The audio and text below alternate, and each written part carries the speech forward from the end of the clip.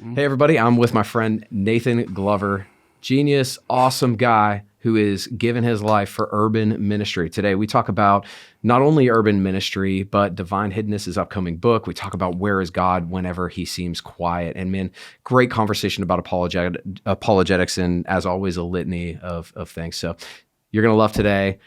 Can't wait for you to hear our conversation. Let's get to it. Nice to have you on. It's great to be with you. This is going to be a good time, man. So Nate, we've been hanging out all morning, and I got to tour your facility. I want to just say I absolutely love what you're doing. I love everything you guys are doing, from the options program to the carpentry to all of the athletics with some great relationships we have there from Luke Schriefer and Mark D'Amico and all that. Great guys, man. So thanks for all you're doing in our city. Dude, it is a pleasure. It's it's fun to do the thing God called you to do. Yeah. And when you're in the center of his will, there's just a lot of peace about that. Yeah, so, absolutely. So got to hang out with Pastor Ed for just a few minutes. And so just for everyone's context, you're Pastor Ed Glover's son. I am indeed, yep. One of 15 kids, I think. Yeah, that's right. You know? Yeah, when you're counting like everybody, it's like, Yeah. Yeah. So tell us about Urban Impact real quick, and then I want to talk about your book because I think it's going to be a great conversation. Yeah. So, Urban Impact, we're transforming lives for the Lord Jesus in the city of Pittsburgh, one person, one family, one block at a time.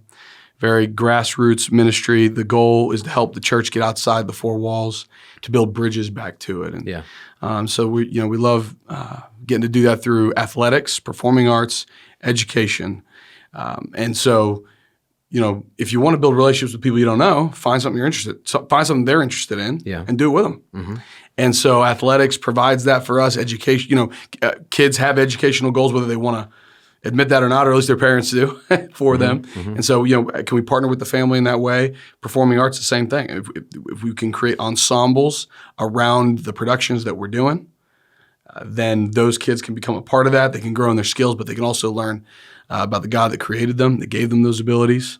And so it's really a privilege to be a part of it. And then you talked about options, where once our kids are in that 9th grade level, we start talking to them saying, hey, God gave you these abilities, and you can work in what you're doing, and you can make it worship.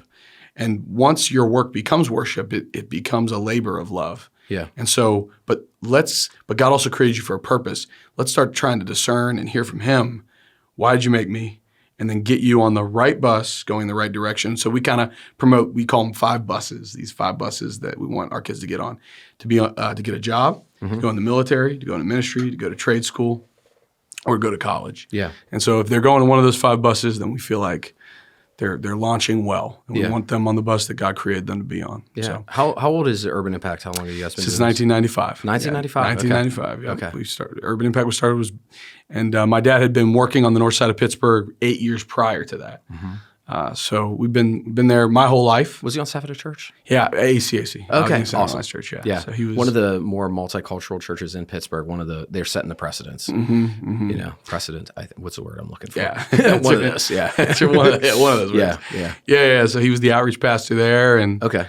Did it start from that? Like he had the burden. He was reaching the community, but here's what he kind of saw. So people that were from outside the community sort of commuting in for Sunday, their discipleship process was really clean, right? Kind of engaging. We have this sort of model. It's like, your win, build, equip, multiply, send. So they were being won to faith. They were being built up in their faith. They were being equipped to go out and minister alongside us, and then, mentoring people in discipleship, that multiply section, right? So they were doing that. But the people from the community were coming to Christ. That was it. Okay. Right? So how do we continue the discipleship process? And really what like burdened my dad was he invited these kids to do a Bible study, and they wouldn't come. And he finally got a group to show up. And what he learned in that Bible study is that nobody could read at grade level. Oh, wow. So they're like reading, and it's taking, 10 minutes to get through a paragraph. And so at that point, he's like, oh, why would you want to go to a Bible study if you haven't really transitioned from learning to read to reading to learn? Mm. Like, if that transition doesn't happen, studying the Bible is kind of like, what's the point? Wow. I'm just, because like I know I can read enough to read a menu, but I can't read enough to like engage with a text, much less an ancient text, right? Yeah, yeah. And so my dad's like, we have to create something alongside the church to sort of build that up, right? To continue the outreach component, but to create, and so that's why our 2 flagship programs, and God gave him this vision too. He was walking out of his house. His car was missing for the 3rd time. And he's like, God, am I making any kind of, 8 years in the ministry at this point. He's like, am I making any kind of a difference? I'm really tired of this. I'm weary. The Lord's like, His car was missing for the, that's a really nice way to put it. It's right. He's like, you're like, okay, this is just getting so old, you know, like the same grind all the time. And when my car's missing, it's because I failed to remember where I parked it. That's right. You're a target. You're like, hit the button. Yeah, but no, it's stolen for the 3rd time. Yikes. Yeah. And he's like, am I making any kind of an impact? And the Lord hit him with this thought: how do you eat an elephant? One bite at a time. Yeah. So if I can affect one person, through that person I can affect one family, through that family I can impact a block. Amen. And so that grassroots things. Okay, look, if we can, our first program was basketball to reach out to the community. That's how we're going to reach middle school kids, because he was head of the youth at ACAC as well. So it's like, all right, we'll bring them in that way, but then we're going to create a summer day camp so for 8 weeks in the summer, from 9 a.m. to 5 p.m. That's where we serve primarily single parent homes. That's where they're going to drop their kids off. Okay. Then we are going to help them so that when if they were in 2nd grade last year and they have completed 2nd grade, they're going to be starting where they want them to start in 3rd grade, because we're going to go over the curriculum, because there's this thing called summer slide. So if you haven't done anything educational all summer, then when you show back up ready for 3rd grade, you're actually in like the middle in terms of your memory, like in the middle of where you were in 2nd grade last year. Okay. Yeah, so makes it's like a lot of sense. The school is always playing catch up, and a lot of times it's not getting there. So he's like, no. We're going to remind them of everything they did in the summer. That way they're ready for 3rd grade. Okay. Is the education in the urban setting, particularly in Pittsburgh, what's the state of it right now? How is it? Yeah, it's tough because, and there's so many reasons. And I'm not blaming anybody. I recognize that whatever. You guys do a great job of that. Yeah. You just come alongside and help rather than complain and point out the flaws. Yeah, because why? Yeah. You know what I mean? Right. But so the big thing, if you've ever heard of Man Up, I know you know Man Up. You've spoken of Man Up. Yeah. Like, have you ever heard? Well, have you guys ever heard of Man Up? You've spoken of Man Up many times. So our big thing is we want to motivate people to be the father of their home. I know that's also a huge burden on your heart. Yeah. Reading the Father Code, which I loved. That is really, I think, the biggest problem in the North Side community and in the city of Pittsburgh. Because if we could have intact families in the North Side, I think it would lift up our schools, right? Because then there would be more stability around education and more of a cooperation school and family, whereas it's very hard to do that. And again, I'm not blaming anybody. I understand that, I have so much respect for every single parent that is going for it, or every grandparent that decides to take up that charge, or every aunt who does. Like, I think they're wonderful, but I think we can all recognize as well that's not ideal. And so that's why I think the state of education in Pittsburgh is in the state, in the city of Pittsburgh is in the state. It's not very, most of our students are not reading at grade level, and they're not doing math at grade level, and so it can be very difficult, especially as it compounds every grade they go up. Yeah. Right. Okay. I just to give it one tangible example, I was working with a 12th grader, great guy, love him, great football player. But we were reading together as part of our Bible study. Yeah. And we'd go around in a circle and we're working on our reading. But with him, I had to have him leave the group setting and just work one-on-one, because to get through a sentence, and he's 12th grade, to get through a sentence, it took about 4 or 5 minutes. Wow. To get through a sentence. And he's 12th grade. Yeah. Right. So that's where How do you get we're there? at. How do you get there? Honestly, I can't. I think you can't. I honestly don't know, because that guy graduated from high school. Yeah. He's graduate now, and so he was able to graduate even though he was reading at that state. So there has to be some element of this where they're just kind of getting pushed through. Yes. And again, I understand it because he's not a disruptive kid. He's not a bad kid. He's a good kid. Yeah. Smart kid. In different realms, yeah. right? Yeah. Like, you know what I mean? But it just, I don't know. And that's what's frustrating about education, because you could have a genius who has just not been, that genius has not been brought out because they haven't been in the right environment. Yeah. Right. And you guys are creating an environment for them to thrive. Yeah. Or take someone like I have dyslexia, right? So, okay. So like I recognize it's very hard for me to read. Yeah. I also went to the University of Oxford. Yeah. Why? Because I had a great mom who was really patient with me to teach me to read. And once I got over that hump, then I was able to love education. Yeah. That could have been his story, if we could have gotten there earlier, if we couldn't, And so to your point, there could be geniuses out there that are there's a particular realm of education that they're just weak in. Yeah. And if we get engaged with that at the right age, set them up for success. And so that's our goal. Well, tell me about dyslexia. Tell me about that. Yeah. You sometimes you see things backwards. You're reading a page and all of a sudden you're reading a line down or things like that. And you can manage it for a period. Okay. You can manage it. I don't have it nearly as bad as my brother and sister do. Oh, wow. Okay. But they, it's just sort of, it gets down to raw memorization. You just have to sort of memorize what you're reading and what the words mean. It can be very hard to sound things out. Now it's different for different people. Okay.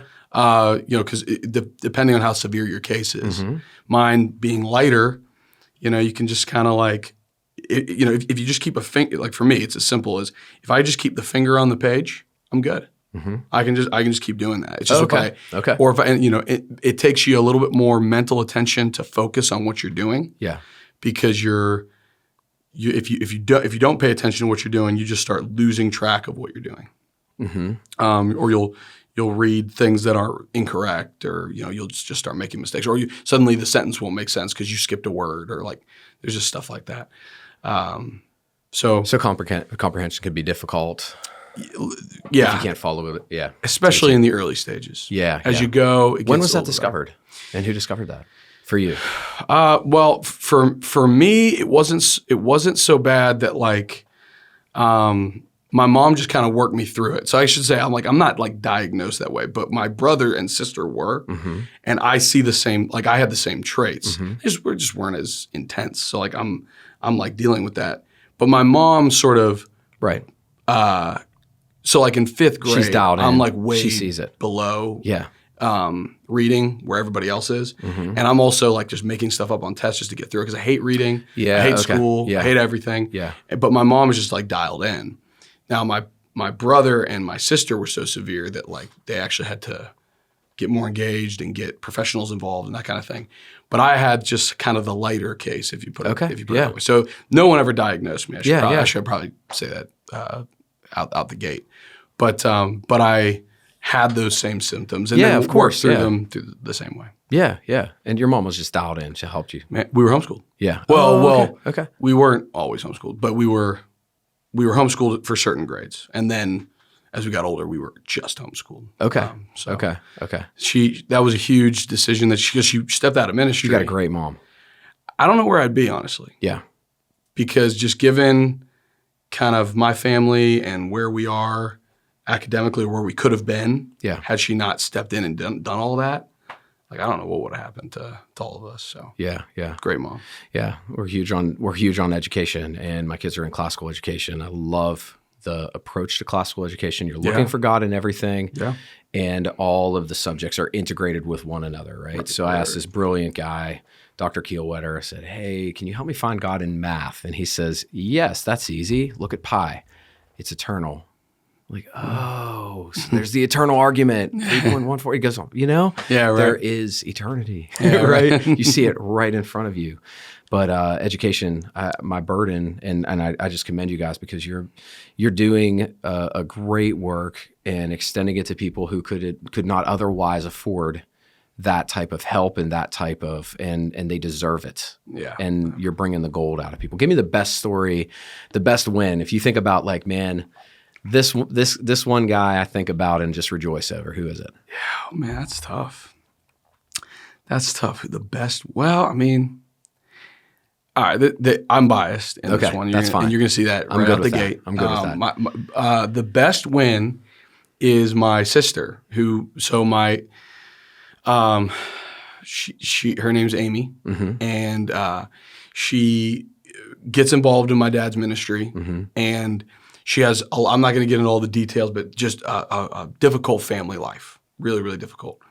And so she comes and starts being involved in the ministry, but then with my family, she specifically babysitting me and my brothers and sisters, and so she's just kind of around all the time, and then she's around more and more and more, and then we start going on trips, and she comes with us, and then she just at the end of it was like, "Can I just live with you guys?" And so she comes and lives with us, and it's just this awesome relationship, right? And where she's discovering her calling into ministry, and and then she ends up marrying Urban Impact's first employee, Bruce Volstad. And so then they have a family, right? And her family, there was just so much brokenness. That 2-parent relationship just was like, she started breaking the curse of that, of not having that, and then sort of forging this new trajectory, right? So then that happens. Well, then she has 3 boys.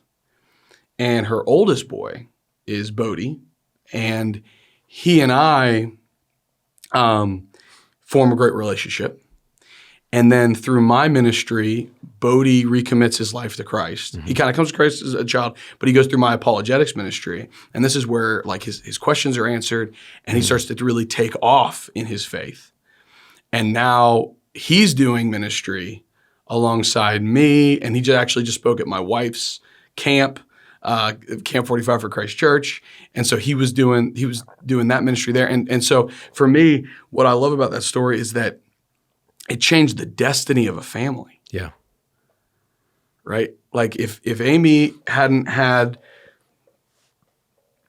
my parents and Urban Impact and the church come around her, I don't know, just given how chaotic her situation was, she may have just kind of fallen through the cracks. But because she really gave her life to Christ and really got involved in all the things that were provided for her, it changed the entire destiny for her family. Yeah. And so I just praise the Lord for that. Like that's, And then became incorporated into my family. Yeah. And so we celebrate major holidays together and all that good stuff. It's just, it's awesome. Sometimes all that is needed for a student, a child, if they're raised in a crazy environment, is to see that there's a different way of living, right? And you expose them to a different way, and they get a vision for their life. We were talking about the one girl that Lauren and I helped. And now she's married, and her mom had her first kid at age 12, and her grandmother had her first kid at age 12. And for all we know, it could have been passed on forever. And everybody judged this girl, right? She's a 98-pound Chihuahua. She'd fight anybody in the trailer park, but she came into our house. She'd be making brownies with the kids, and Lauren, just being around Lauren. Now she has 3 kids, which I don't think is a coincidence, because when she was in our life, we had our 3 biological kids only during that time. And she's married to a really good man, he's a really good dude, right? Hard worker. She's taking her kids to church every week. And, she had her first kid out of wedlock. Okay. Right. Everybody would judge her and just say, oh, she's just fallen.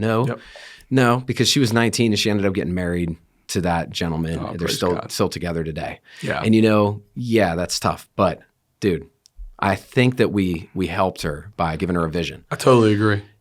More is caught than taught. You can teach what you know, but you replicate who you are.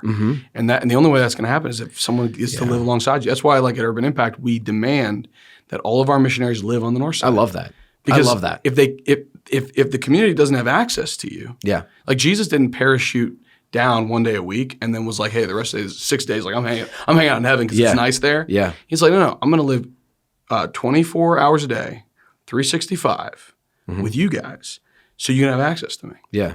I think if that's the model he had, that's the model we should have. You're right. What do you think about that with the local church? Do you feel like pastors should live in the community they personally serve? Yeah. Personally, yeah. Yeah. That's how they used to literally live right next to the church. Yeah. Right, or connected to the church. Mm-hmm. It's because everyone should. I understand, you want to have a sanctuary. You want to, and I'm not saying that anything's perfect, but there is a value with the community having the ability to get to you. Yes. And knowing where you live. And my parents have lived in the same house for like 30 years, and so it's like it's an urban impact landmark at this point. And they had a great experience. They did. They did. Okay, so it's funny because you have the pastor's kids who grew up in the parsonage, and they're like, I would never do that. Yeah, Right, and then right. it's good to hear the other side of it. Yeah. Where it can actually be healthy. What were some of the things that your parents did that kept it healthy for you guys? I think homeschooling was big. Yeah. If my parents But you're not like the standard homeschooler, like here's the stereotypical, right. homeschooler. Remember when I was going to school, the kids who were homeschooled, they like looked both ways like this before they crossed the street, and they ran as hard as they could.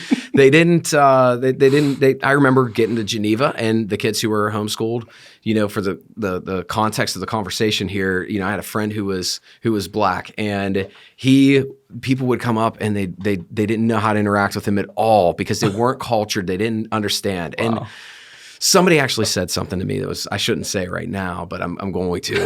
They said, like, does his skin feel like my skin feels? And that is so telling of how not cultured they were at college. That's crazy. So there's that side of homeschooling, but your parents didn't like hold you back. Like they didn't shelter you. You lived in the North Side. You were involved in activities.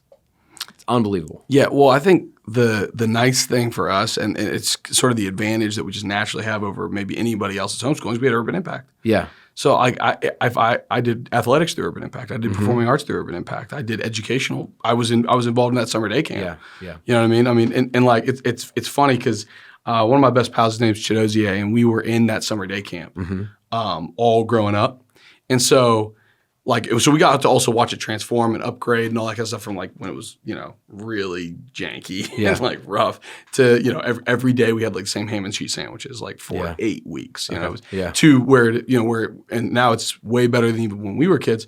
But like Urban Impact made it so that even though I wasn't in school, I was just always around people from the community and in the community.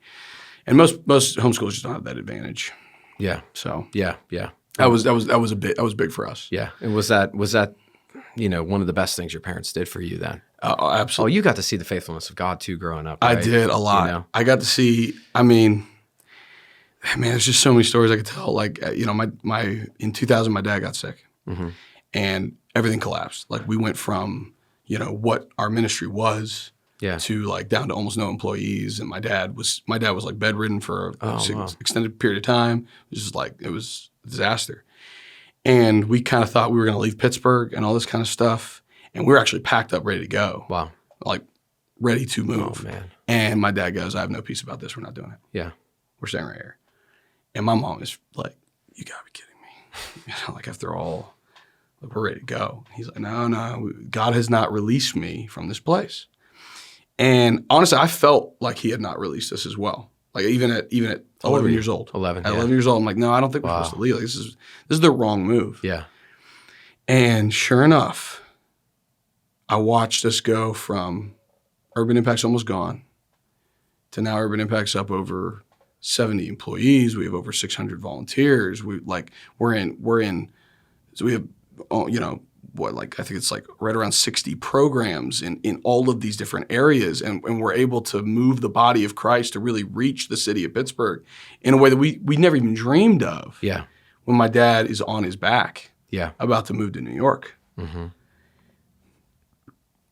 The faithfulness of God makes a difference. Yeah. To see, but also the faithfulness of my dad. Yeah. Like, I'm someone who believes that. Who leaned into the hard thing. Yeah. Rather than the easy thing right in front of you. That's right. It gave you an opportunity to see God's hand move. Yeah. Because I always believe like God wants our faith, but he also wants to put faith in us. Right. He wants faith, but he wants faithfulness. Yeah.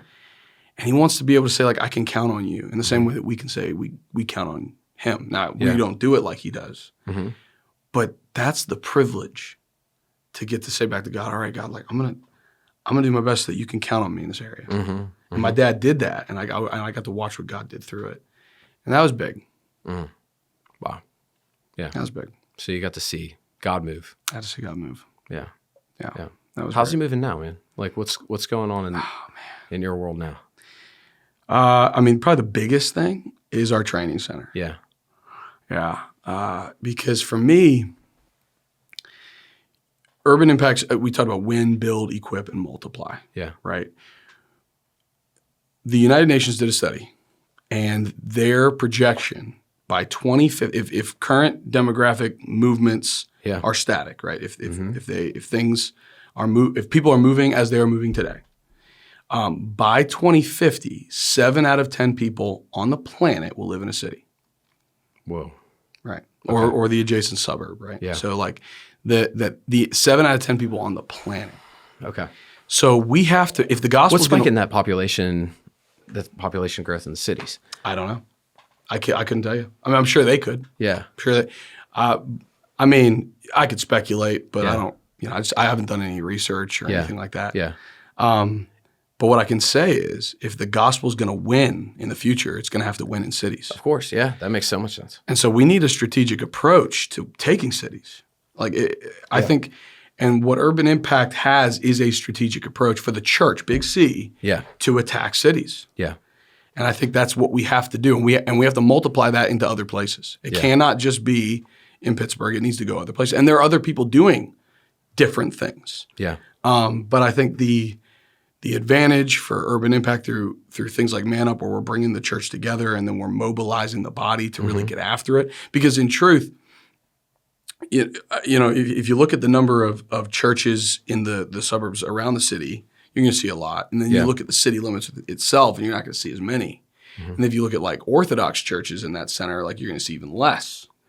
So it's like there's a partnership that's got to happen out here to in here. And Urban Impact facilitates that partnership in a big way, right? And also to raise up multipliers from within. And so our training center is really going to do that. It's going to allow us to do two things. One, to really take the ministers that we're raising up and really mobilize them to train them up in the ministry that they were discipled through. Okay.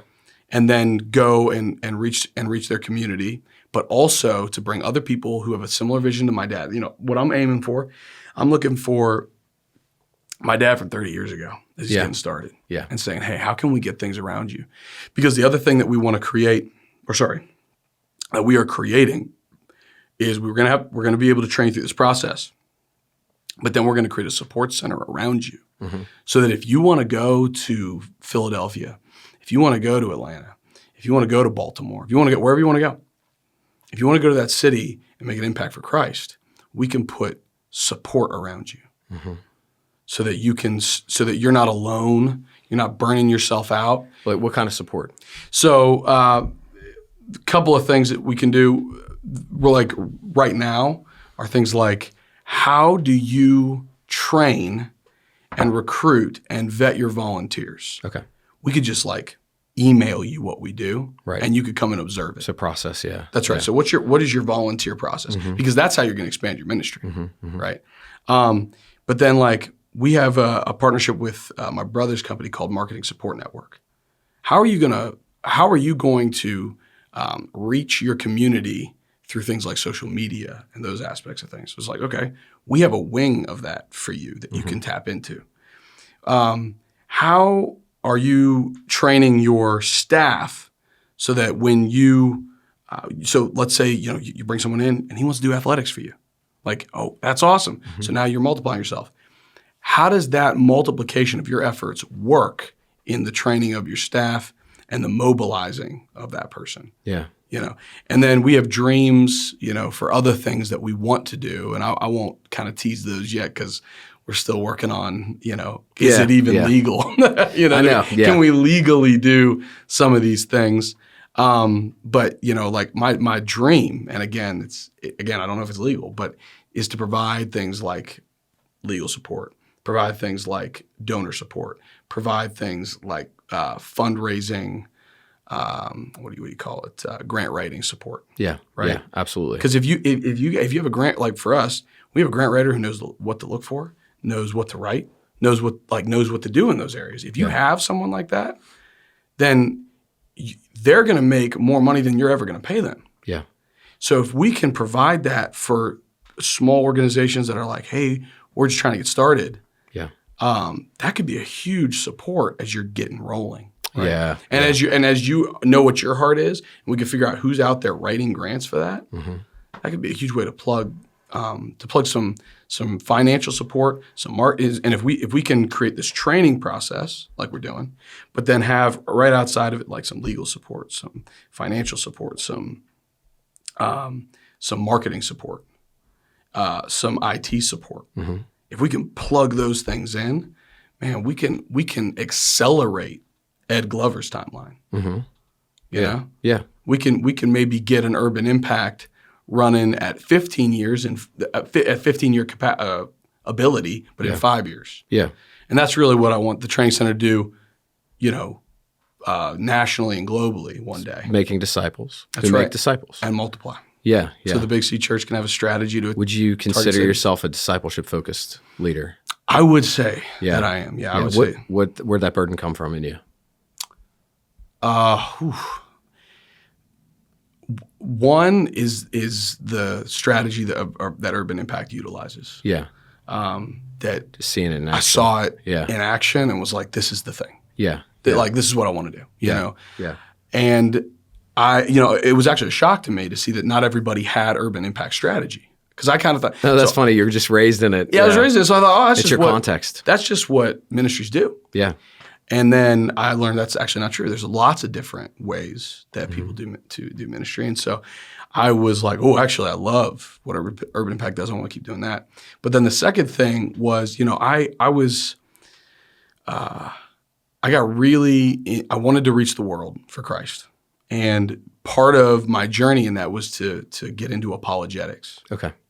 And so studying what we believe and why we believe it. Yes. And as I thought more about why I believe the things I believe, it deepened my love and my excitement around what I believed. And as those things happen, then what I believe affects everything that I do. Yeah. Right? I didn't tell you this, but that's exactly the vision of why we're doing what we're doing. No way. It's not to tell people what to believe, but help them to form that on their own and understand why they believe it. And then you get really excited about it. Yeah. Right? Absolutely. Yes. It changes everything. Yes. So it's fun that you're speaking to that. It's just a good opportunity to say, tell me more. That's why we're here. Yeah. Wow. Keep going. That's awesome. Yeah. So that was a big part of it was a big part of me growing up. It was and building confidence around the what I believe God was calling me to do, which then deepens your love for discipleship because you're like, well, if life is all about Him, then every aspect of life has to come under His authority in some way, right? That's discipleship. Yeah, that's what it is. It's just like to use Tony Evans' language. It's to understand the aspects and the contours of the kingdom. Yeah, and find your place in it. Yeah. All this kingdom man stuff and kingdom woman and kingdom principles. Right. So he's a genius, man. He's awesome. Dude, he's the GOAT of urban ministry as far as I'm concerned. For sure. As far as I'm concerned. Yeah. And so anyway, just love. So I grew to love apologetics and theology out of that love for discipleship and out of that desire to see the world come to Christ. Through that, what I kind of learned is like conversion and giving your life to Christ is the beginning of a process, right? Right. And so my hunger to see discipleship take place started to grow more and more and more. So it was like I wanted to see people come to know Christ. Then I discovered what I learned through apologetics and theology, and then my hunger for discipleship grew because I'm like, oh, this is an entry. Yeah. This isn't like the end game. It's just like kind of getting people out of hell. It's like, no. Right. The end game is getting people into heaven. And it's like, yeah, got it. Yeah. So that's dope. Okay, so that's a common burden we have. Okay. Sweet. I remember I was a Catholic kid, right? And I love Catholics. There's some priests who just preach the gospel. I gotta do. They're like fantastic. I gotta do. And then there's some where you're like, but just like in the growing up Protestant Catholic. spaces. Yeah, right. Yeah. Any church. Yes. And so I remember growing up, it was the two things that I would say the Catholic Church taught me.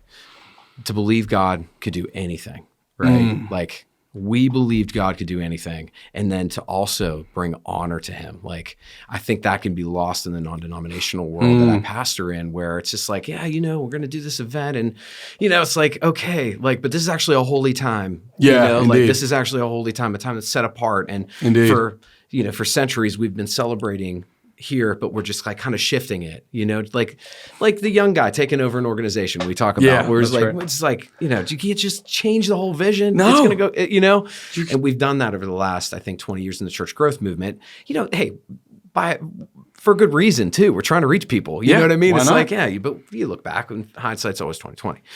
So I just want to make sure I'm not being hard on anybody in the church growth movement, because it's what saved me, it's what saved me. But, the shift toward holistic discipleship has been huge. Like understanding that some people are like a -5 and they actually have intellectual questions. And it's not just about an emotional experience and getting them into the presence of God where they feel God for the first time, and then therefore they'll make a dedication to him and they'll live forever for him. Like that just isn't working. People are leaving the church by droves. We do Jack Camp, which is a camp for middle school through high school. And I asked the youth pastors one time, how many of you have kids who are following Christ? And, and give me like numbers of give me your percentages of kids, 90% of our kids are following Christ. Now, how many of our actual disciples? 5%. 5%. Whoa. Meaning they're reading the Bible. And that's a shock to you, right? But for me, as a youth pastor, it was more about evangelism than it was really pastoring people and discipling them long term, right? And that's where those shifts started to take place in my heart toward holistic discipleship. I'm like, no, we can actually answer people's questions and help them and ask them questions where God reveals through the intellect as well, and that's okay. Yeah. That's all right. It's good. It's needed. Yeah. Love the Lord God with your heart, mind, soul. That was my mistake. That wasn't a mistake. Yeah. That wasn't a mistake that was projected upon me or anything. Right. It was just reach people. Like just do what you can. So we create environments, we preach, but then we just get addicted to people raising their hands, and we create more events to see, but we never see those people discipled. Yeah. I think one of the things that the inner city does, because if you're faced with widespread failure, right, across like multiple levels, you go, oh, we have to change this. And sometimes in more affluent areas, like the Bible says, love covers a multitude of sins. Well, money does too. Yeah. Right. Yeah, And so it can kind of lag behind. You don't necessarily see the need for like that transformation, or you think it's already happening. Yeah. And I think that's really, my dad's an evangelist. That's what woke him up to it. Yeah. So like away from, like you said, the addiction of like seeing the hands raised. He's like, wait a minute though. What are they doing though? Yeah. Because they're not getting plugged back into the church. Like, do they understand the decision they've made? And are Satan's out there looking for people to devour, to deconstruct. Yeah. It's like, we have to help them. Got to help these people. Yeah.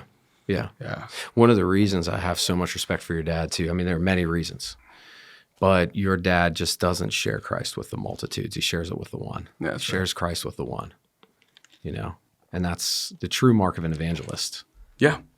You see it, Philip, in the book of Acts. Right. He's preaching to the multitudes and then preaching to the one, and then God takes him back to the multitude. Yeah. And it's almost a test, right? Where it's like, hey, do you care about this Ethiopian eunuch as much as you do the crowds? I think we all have to answer that question. That's right. Do we care about the one? Bro, I'm telling you. That's also what drives you to apologetics, right? Yes. Because when you're up on a stage, preaching, I'm doing it, and I see the hands raised, like I'm killing it. But then when you're talking to one person, much different. Yeah, because they're gonna talk back. Yes. you ever speak at a place and somebody actually stands up and starts to ask you a question? Absolutely. Yeah. No. It's really funny in the church culture when that happens, because everybody's like, what are they doing? You're not supposed to do this here. Because I speak in gyms all the time. Oh, yeah, that makes sense. Yeah. Oh, man. I've had guys yelling at me during my, like, that's not true. And then, like, we just started right there. Yeah. Yeah. It's like, okay. Yeah. Because, they're not used to that whole thing. Yeah. Your sermon etiquette or whatever. Right, right. But that's when someone talks back, that's when you're like, oh, I got to think this through a little bit. Yeah. I have to tell you this because we had we had a time when I was a Catholic, I could ask the priest any question I wanted, right? That's awesome. So everybody at CCD they were all asking like these simple, low-hanging fruit questions. And here I am, the 9-year-old who's like, I've got a real question here, guys, you know? So I asked the priest, if God made us, who made God? My mind couldn't understand that concept. Yeah, right. And he just kind of fumbled. He was like, well, yeah, and I don't remember what he said, but I do remember just this little phrase. He said, so therefore, God made himself. And I was like, he didn't think this thing through. That's so funny. Yeah. Because your heart for apologetics is, in mine, a line.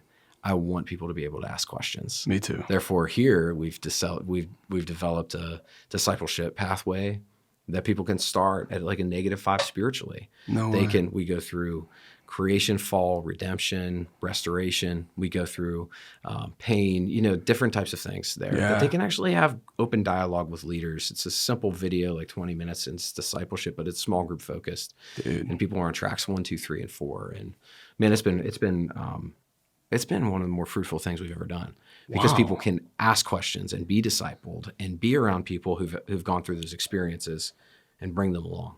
I'd love to take a look Right. at that. That's so cool. Yeah. That's so cool.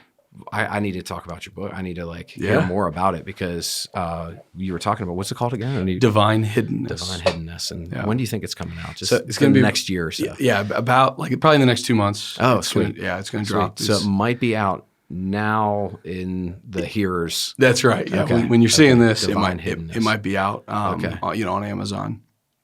But the goal with the book, I think for me personally, I don't have to say I think. For me personally, Yeah. the strongest argument against the existence of God is if God wants to have this awesome relationship with me, where's he at? Mm-hmm. Right? Like, I don't see him, And so why does it feel like I want him to be closer than he is, Mm-hmm. And so that's been a kind of a struggle for me to go, okay, what does that mean? Because that was kind of the hang up question for me. And so I thought a lot about it and read some great books and talked to great people. And I was going to write like a treatise on it, like multiple essays. Okay. And then I'm looking at it, I'm like, you know what? I don't think anyone's going to read this. So then what I decided to do was write a bunch of short stories with a point. Mm-hmm. And basically the point of each short story is one of two things. It's either if God had done it this way, the way that I think he should have or whatever, what would be the unintended consequences of him doing that? Mm-hmm. Mm-hmm. Right? Like if he micromanaged my life, what would be the consequences of that? What would that look like for me? Mm-hmm. Would I like that? Mm-hmm. And then the other aspect is to show the wisdom of the ways in which he reveals himself and also doesn't.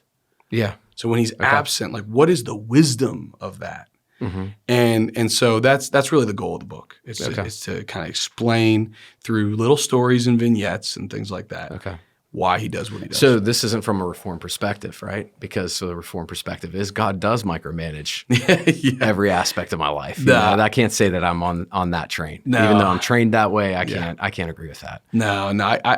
Any again, I can't speak for everybody who's Reformed, but I can say that if Calvinist, I should say. Yeah. I mean, technically, what I say is like we're all Reformed if we're a part of the Protestant church. Yeah, that was right. a part of the Reformation. I'm Reformed, right? Yeah, so am I'm just I. not a Calvinist. Yeah, right. Yeah. So 'Cause, from like, a Calvinistic perspective. any view of God that makes him the author of evil, just can't get down with that. Right. I mean, it's pretty black and white in the Bible. Yeah. Where evil comes from and where good comes from. That's right. You know? Right. Yeah. It's pretty black and white. Yeah, it is. Yeah. Yeah. In him, there is no darkness at all. Yes. Right. And for us, we rejected God, and so did Satan. And so that has to be what we're going to say about the origin of evil. And it can't be that he sort of made that choice for us. Yeah. 100%. Yeah. Yeah. Tell me more about the book. So part of the story, part of the direction of the book is kind of the first chapter is like a farce. It's like this funny story. Okay. Where basically like God shows up in a spaceship and he's like, hey, it's me, let's talk. And makes it like a big show, cameras everywhere, and And he wants to have like this big open forum in Oxford University. And because I went there, I kind of knew the geography. So I was like, I'll do that one. So I figured that'd be good. And it's like all of these politicians and all of these, just they build a stadium for him and like all this, and he gives this oration. And I'll just do a giveaway, of the point is like, if God were, because of our sinfulness, because of the nature, because of the, in the garden, there was intimacy, in the way that we want to see it. But now because of our fallenness, if he reveals himself like that, what are we going to want to do? Capture it, make it our own. All right, we're gonna take his revelation and we're going to do something that's sort of like inappropriate to it.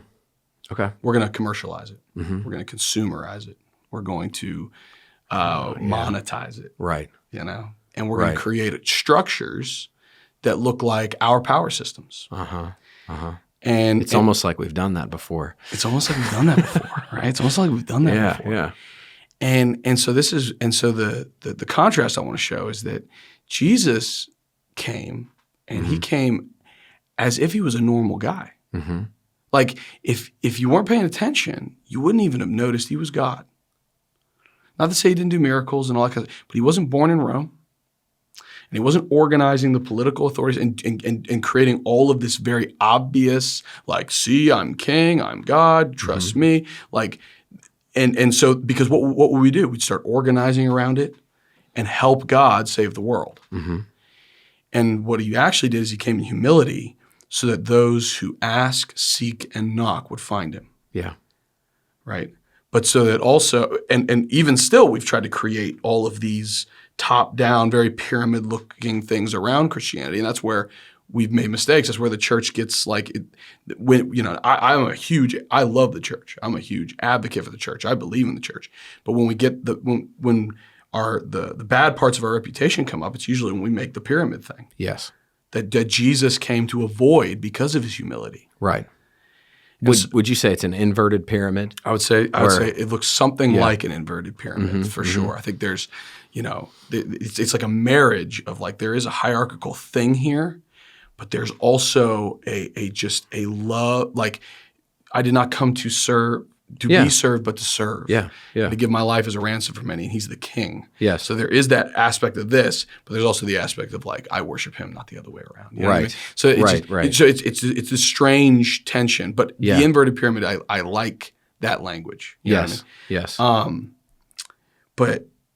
But the first story, the whole point is that what I want God to come and provide all this proof that was just really verifiable, and what I want him to have cameras and all that kind of stuff, and so that I can, and he's doing interviews and everything.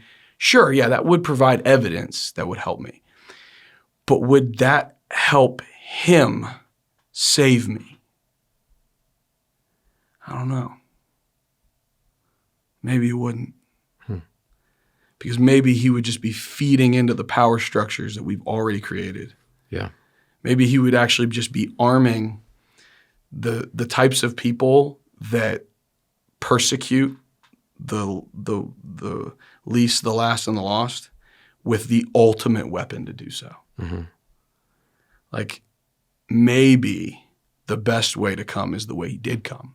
And to come in humility and to seek those who really want to have a relationship with God, and to allow for faith, which is then, we're going to tell later stories about the importance of faith. Faith is kind of like God's love language. And there's this, in the end of the book, there's this conversation between Luke and Paul, where Luke's like, but Paul, I don't understand why God doesn't just show up for more, like, why doesn't he just do for you what he's done for others? And this is where we're going to talk about the importance of faith. Yeah. That for Paul, God's not going to say, I'm going to show up before you resurrected so that you don't have to have faith anymore. No, he's actually going to show up resurrected for Paul because he's going to ask him to have faith through shipwreck and torture and eventually his own death.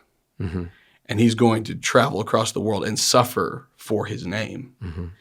And so this is going to be the foundation for the faith journey that Paul's about to go on. Yeah. And so the one of the things that that the last chapter is sort of like about is the idea that we always want to kind of, we say that faith is a virtue, right? And in the Christian faith, it is, right? These three remain, and it's one of the big ones: faith, hope, and love. But in how we actually operate, we want to always reduce our faith to the minimum. Okay. Right, because we want things that are verifiable and trustworthy, and verifiable and trustworthy is a good thing. It is, but the way that Jesus actually wants to have a relationship with us is to say, okay, I'm not saying I'm not going to give you anything verifiable. I'm not saying I'm not going to give you those sorts of things, but I am going to ask you to trust me, and that's the nature of my relationship with you. And so when he says to Thomas, blessed are those who have not seen me and yet believed, he means exactly what he says. Because when he reveals himself to you, that's almost like you should be terrified because what he's about to ask is going to be extreme. Yeah. Right? He reveals himself to Abraham. Yeah. And then sends him on a wild goose chase for 25 100%. years. Yes. You know what I mean? He's going to reveal himself to Moses, and Yes. he's going to take on a tyrant in Egypt. Yeah. He's going to reveal himself to Paul, and then he's going to be tortured and beaten all throughout Europe. Yes. So if he reveals himself, then what that means for you is that your life's going to be hard. Right. And if he does not reveal himself to you, then the faith he's going to ask you for is just trust that I am there. Yeah. Yeah. I love it because we have taught for a long time in a charismatic leaning that we have. We've seen people chase voices. I want to hear the voice of God. That's right. I just want. That's right. But every time you see that in the Bible, it's not like something great's coming.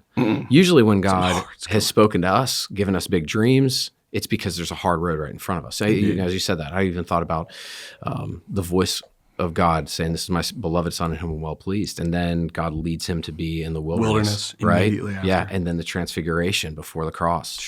Those two times. Yeah, unbelievable. And you see it consistently throughout Scripture that whenever he's going to sort of eliminate the need for faith, he's then going to exacerbate the need for faith. Yes. He's going to ramp it up. That is so good. Right? That is so true. And it is. And it's the nature of our relationship with You just him. pointed out a principle of God I don't know that I've ever seen someone point out, but I've felt a million times. That is fantastic. Thanks, bro. Yeah. No, that's really good. Yeah. And so true. If people can get a hold of that. if they can get a hold of it. Yes. Because it's not to say that we don't have to ask good questions. Yeah. Because Paul's writing theology in order to answer hard questions. Yeah. Right? Read Romans. Yes. That's the point. Yeah. Look at what how he's responding to skeptics who are skeptical of him, like Pharisees, right? Look at his responses. He's going to do it. And I'm not saying that we shouldn't, but we have to recognize that faith is God's love language. And that the necessity, and in truth, like, just think about it not propositionally for a second. Think about it relationally. Yeah. Yeah. What are the deepest relationships I have? The ones in which I have relied on this person and they've come through. It's the person that I know that I can trust. Yes. It's the person I have the deepest relationships with. Why would we think that wouldn't work like that with God? If it's how all of our human relationships work, why wouldn't it work like that with God? Yeah. And so I think it's part of his hiddenness. Like even in the garden, he doesn't come down and micromanage Eve and go, oh, no. Right. He's lying. He's like, will you trust me here? And we said, no. And now we're going to go on a longer journey of trust that's going to look a little bit different and harder for those that believe. But this is the nature of our relationship with him. And it's because I think it's the nature of relationships. Yes. Yes. We have a very transactional society. We do. We want things to be right away. Microwave we want the it. lever to push or to pull, the button to push. Then God will release. But it is relational. He is relational. He is. Yeah. Right. And So he good. is a relationship. Yes. The Father, the Son, and the Spirit. Right. It's not like he created relationships. He is one. Yes. So we're participating in that. Right. and learning how from him. He's the authority on relationships. Yeah. So it's one of the things that separates us from every other religion that's even monotheistic, is that whenever God created, he created in order to create relationships. In other words, he changed his nature. Yeah. He went from an isolated being to one that's relational. But the Trinity, they always were, and out of the overflow of that relationship, created smaller ones. Amen. That's good. It's powerful, man. It is. It is. I'm thinking about Romans 4, I believe it is, where it says that Abraham believed God, right? And we're looking at his faith, but that he was able to do what he promised. So he knew the promise of God, but he looked at the ability of God. So That's faith right. isn't necessarily just saying, okay, the word of God says it, Yes. but it is knowing the nature of God to not go against his word. That's and right. to make a promise, to perform it, and have the ability to.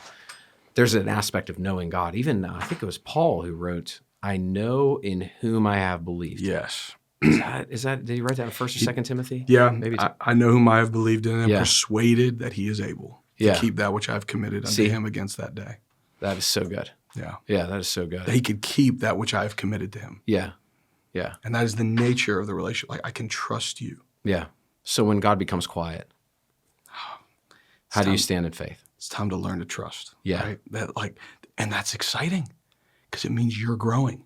If he's constantly holding your hand, you're a baby. It's Yeah. when he pulls off. Right. This is his confidence in you. Yeah. Do you come across that? That's so good. Do you come across that a lot when discipling people where it's like, I just don't know why? Like I have people come in like, disciple people and even counseling sessions, which is also discipleship.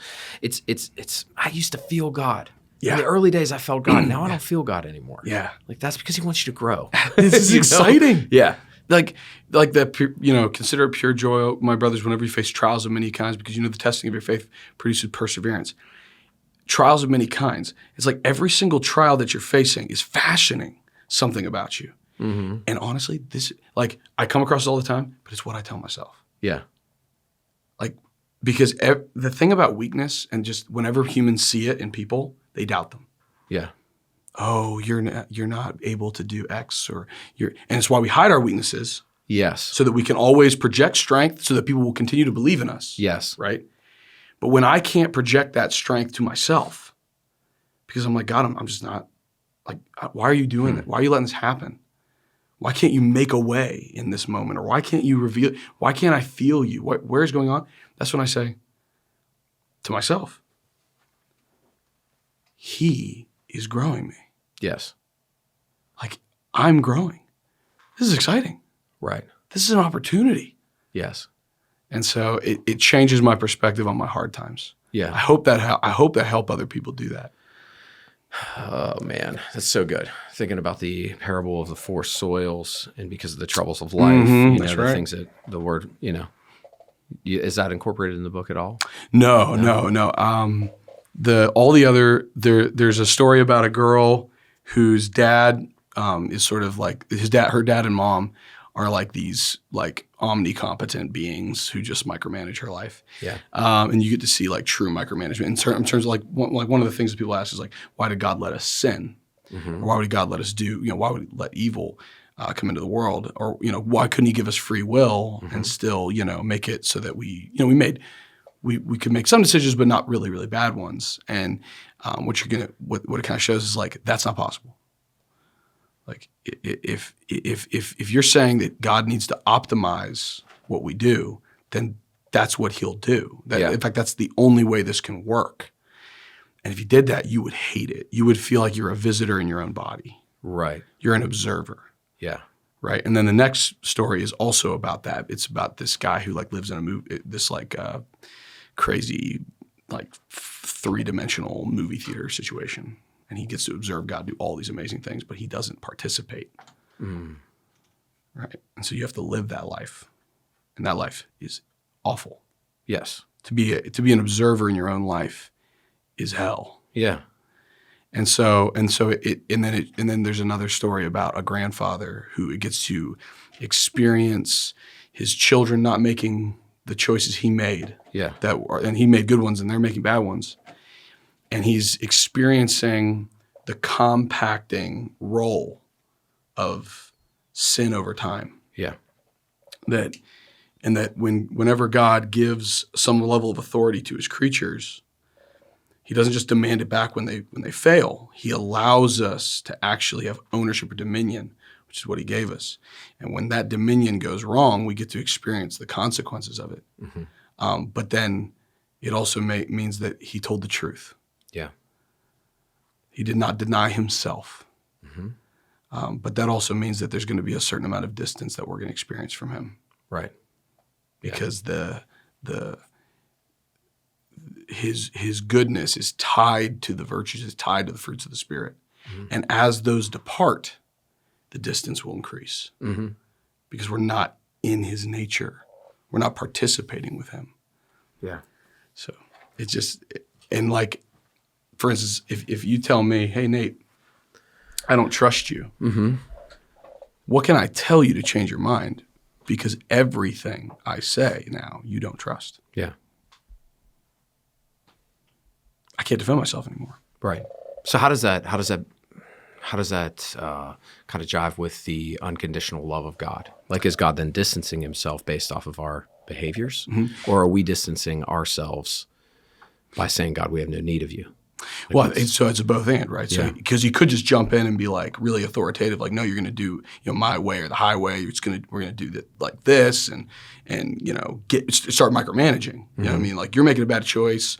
Wipe our memories. Do things. He can do whatever he wants. But he gives us the space to kind of experience the consequences of our actions. Okay. And when he does that, that's loving. Yes. It's the same thing with a kid. Right. Right. If you micromanage a kid's life, if you're a helicopter parent, how does that kid feel when they're finally free from you? Right? What's the stereotype? Right. Exactly. Pastors' kids. They go crazy. Yep. Right? Because they want to experience all these things they weren't allowed. Yes. I think God recognizes that it's for freedom that Christ has set you free. That we desire that freedom. And if we don't voluntarily bring that freedom under his obedience, we don't voluntarily take that freedom, use it for obedience under his authority, that to force it, to dictate it to us would be to basically destroy it. So he has to back up. We're going to experience a little bit of the consequences of our actions, aka the Old Testament. Yeah, sure. And then he's going to come and make a way and say, hey, look, I'm going to come and repair this relationship. Yeah. So that we can be intimate again. Right. If you are willing, because look how it goes backward, right? Yeah. It's broken trust. We experience the separation to a degree. Because if we were totally separated, we'd just cease to exist, right? Because we're counting on him for our life every single minute of every single day, sustaining us. Yeah. So we experience a component of the fall, which is why things are dying and deteriorating. So he experienced that. And then he comes back, creates this unbelievable bridge back to himself. But what is our role? To trust again. We broke the trust. And now he's like, let's get back, let's do Eden a second time. Yeah. It's interesting to see in the church world, there are interesting theologies that are passed around. You see we don't need to ask for forgiveness because Christ is the propitiation for our sins, right? So, and there are even some people who will, I love being able to talk with you about this because I know you'll be able to keep with me here. But like, I had one person who said, oh, the book of 1 John was written to agnostics. That wasn't written to the church. And so the agnostics needed to repent and ask God for forgiveness. Like, I don't know about that. I don't know about that one, right? That's not what that looks like. Yeah, it's just interesting how that stuff perpetuates. Yeah, why would you use the word beloved that many times? Right. If we're not talking about the beloved, right? Like, it's eisegesis. They wanted it to be that way because it's a hyper grace message. Yeah, that's all it is, right? Yeah, right. But you're right on that. Why would they? He calls himself the beloved disciple over and over and over again in his gospel. Yeah. I think he's denoting a certain type of relationship. I don't think it's crazy to think that he's denoting the same kind of relationship in his letter to his beloved disciples. Yeah, right. I think that makes a lot of sense. Yeah, stylistically for that guy. But all right. Yeah. So be it. Yeah, it's just interesting to see the move away from repentance, and then the extreme draw to it as well, where you have to punish yourself. Like we've like, oh man, calm down here, man. Like God's a loving Father. When you apologize and you admit I messed up, will you forgive me and will you cleanse me? And I love the second part of it. It's just like He'll forgive you, but He'll also cleanse you. He will indeed. He'll cleanse the effects of that. That's right. Man, there have been seasons where I've felt the effects of sin flee, Yeah, right. That's what drawing near to God. It's the thing that like nobody wants to do, but everyone wants to experience. Yeah, sure. Yeah. Because cleansing is hard, right? Discipline is not enjoyable for a season. And I know that in my life, I don't enjoy those seasons, but I know I enjoy the aftermath, like immensely. Yeah. And that would be true of all those trials. Yeah. Yeah. Do you talk to atheists much? Like, do you have good conversations? I do. I love talking with atheists. I love talking with people from other religions. Yeah. And I think for me, so I love studying arguments and things like of that nature. But I think my favorite thing is more listening. Yeah. Because you always talk about the one. Mm-hmm. That is how I like to approach apologetics. Yeah. What is it that you believe? Where can we find some common ground? Mm-hmm. Is there any? What are your values? Because it's from there that we could say, okay, do you agree with God on anything? Because if you do, let's work from there. Okay. That's kind of like my approach to most conversations. Okay. Be they, whenever I know we're going to have disagreements. When did all that awaken in you? Just having a conversation randomly and you just kept on, So I told you my mom homeschooled me. So I started at Robert Morris at 16 years old. Okay. And I was gung-ho to tell people about Jesus. And I literally just ran into a bunch of people that believed differently than me. And I had no answers. And I was just like, and I kind of had a crisis of faith. Like, why do I believe what I believe? Yeah. Okay. I don't know. Yeah. I don't know. Mm-hmm. I read Mere Christianity by C.S. Lewis. And at the end of that book, I was in a wicker chair in Florida. Mm-hmm. And I recommitted my life to Christ. I said, God, whatever you want me to do, I will do it. You just tell me what you want me to do. And that was where it was born. Mm-hmm. It was, I'm trying to witness. Then I kind of go, whoa, what do I really think? Then I have this deepening moment. I really commit my life to Christ. And then from that moment on, it's like, I want to have these conversations with anyone who'll have them. Yeah. Yeah. Because I really believe this. And I love seeing people begin a relationship with Jesus and have their lives bettered for the rest of them. And then to know that they're going to be in the kingdom. I mean, it's just, you can't beat it. All right. So can I ask you a couple questions that I get often? Yeah. And just see, if you maybe help some people, right? Yeah. Maybe. I'm just kidding. You definitely will. All right. So if there is a God, why is there all this pain in the world? Yeah. So part of that is if God didn't give us free will, if he didn't provide for that, right, then we'd just be sort of like machines, like automatons, just sort of doing what we're doing. But it's by giving us free will that we actually get to have a meaningful life. But there's a level of meaningful that he really needed us to get to, or wanted us to get to, and that is to love each other, right? If I program my computer every day to say, I love you, Nate, does it love me? I'm thinking no. I'm thinking it doesn't. I'm thinking I am basically telling myself in a complicated way that I love me. Yeah. But when I married my wife, well, that was real. And every day when we choose to love each other, that is real. But it is the choice that creates the opportunity for that love. Mm-hmm. You look at all of the Bible's descriptions of love, right? Look at 1 Corinthians. Love is patient. Love is kind. Does not envy. Does not boast. It is not proud. What are these? When is it time to be patient? When you're feeling impatient. Mm-hmm. That's when the virtue of patience is born. Mm-hmm. In other words, love, use DT Talks language, love is a verb. It's a thing you choose to do. Mm-hmm. And oftentimes against how you feel. So if we are, in other words, there's a self-sacrificial component of love. Mm-hmm. Mm-hmm. It's saying no to me and yes to you. Mm-hmm. And if free will isn't provided for, that's just not even possible. Mm-hmm. And when we decided to separate ourselves from God, what we decided was that we were unplugging ourselves from the source of our life and our vitality.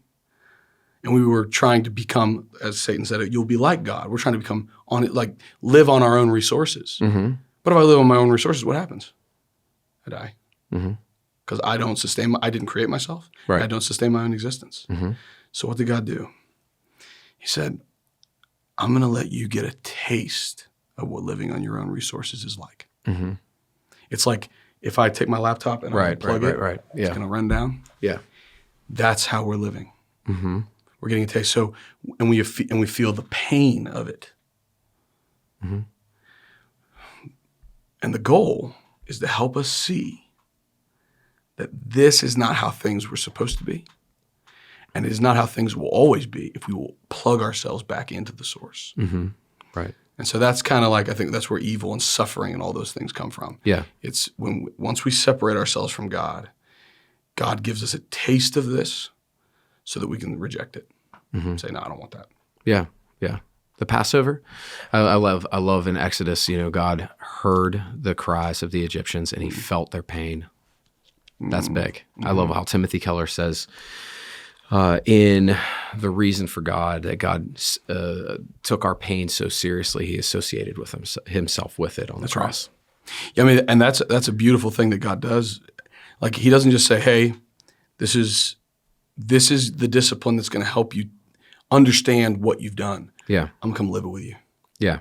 I'm going to experience it with you because I didn't want this for you. Yeah. But I'm going to help you get out. Right. Even though I walk through the valley of the shadow of death, he will be with me. Because you're with me. Yes. He's with me. That's right. And that's, it's difficult to tell someone in a difficult circumstance. Like, why did God allow that to happen? I've noticed from a pastoral perspective, people don't really want answers in that moment there. They just want to be able to voice their frustration, and that's okay. 50% of the Psalms were Psalms of lament. Absolutely. Let somebody scream. Yeah. God is more than capable of handling it. Yeah, yeah. And this is the tough stuff to talk about even right now, because not tough right now, but that's a point of having a conversation like this because as a pastor, you kind of want to talk about the fun stuff all the time. Like, hey, I want to make empty promises. Make sure you come to Christ, everything's going to be okay. But that is not the way it is. That is not the way it is. And many people believe that if you go through problems in life, then you must be outside the will of God if you have any problems, or you obviously, are not standing in faith. Right. Which is like, come on. No, man. In this world, you will have trouble. That's right. But take heart, I've overcome the world. That means he's overcome the source of all of our trouble. But it doesn't mean that we're not going to have trouble, right? That's right. Because we're just part of the world. Well, and part of, kind of the way one of the ways that I see my faith in my relationship with God is he wants to take me on adventures. Yeah. How do adventures work? Well, they're kind of scary sometimes. Oh, yeah. Oh, yeah. Like, think of the coolest book you read. Mm-hmm. What's your favorite part of the book? When the hero or the adventurer is going through something really difficult or really hard. It's like, if God doesn't ever let me experience any of that, I'm going to have the most boring story ever. Mm-hmm. Do you want to live a boring story? Right. Right. I don't. Right. That's why let's consider it pure joy, my brothers, when you face trials of any kind. Because this is a blast. Yeah. I'm not trying to diminish anything. And trust me, I've experienced a lot of pain, and I've been just the nature of ministry, I'm around a lot of pain. Right. I'm not diminishing it. But I think that there is a way to approach it that is healthier than just lamenting. It's saying, yes, this is awful. But it is also a part of a journey that could make life worth living. Mm-hmm. Mm-hmm. Right. Right. And maybe life wouldn't be worth living without it. Right. Right.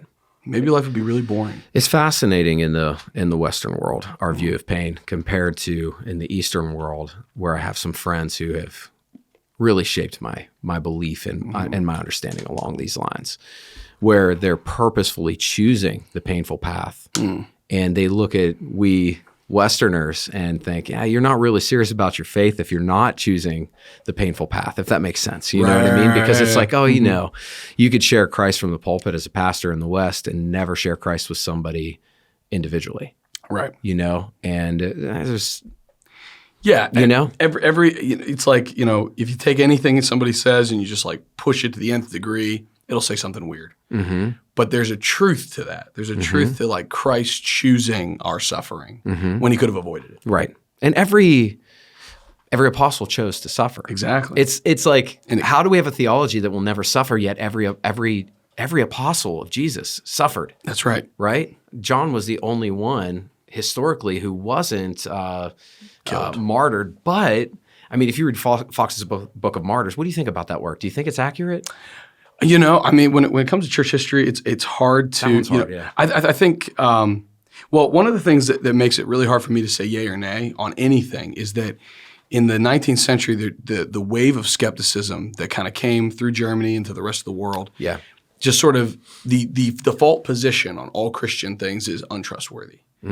And if that's how you treat history in general, you're not going to do a lot of history. Right. If you're going to be skeptical about every source, then you're not going to do a lot of history. And so I think there's a different way.